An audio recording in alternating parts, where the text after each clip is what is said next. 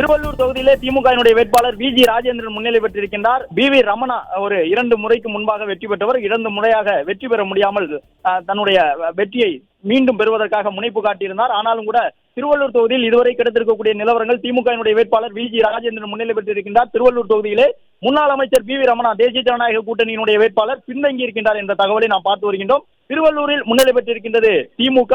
மீண்டும் திருவள்ளூர் தொகுதியை கைப்பற்றக்கூடிய விதமாக ஒரு மிகப்பெரிய வாக்குகள் வித்தியாசத்திலே முன்னிலையை தக்க வைத்துக் கொண்டிருக்கின்றது திருவள்ளூரில் திமுக. திருவள்ளூர் மாவட்டத்தில் மொத்தம் இருக்கக்கூடிய 10 தொகுதிகளிலும் கூட திமுகவினுடைய வேட்பாளர் பெரும்பாலான தொகுதிகளில் முன்னிலை பெற்று வருகின்றார்கள் என்ற விவரத்தை பார்த்துக் கொண்டிருக்கின்றோம். திருவள்ளூர் சட்டப்பேரவை தொகுதியிலே வி.ஜி. ராஜேந்திரன் முன்னிலை பெற்றிருக்கின்றார். சிட்டிங் எம்எல்ஏவாக இருக்கக்கூடியவர்.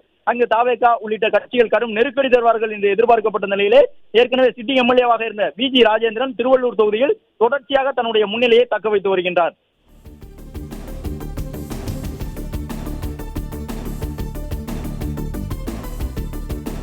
பிளே ஸ்டோர் மற்றும் ஆப் ஸ்டோரில் இருந்து பாலிமர் செயலியை QR கோடு மூலம் பதிவிறக்கம் செய்யுங்கள்.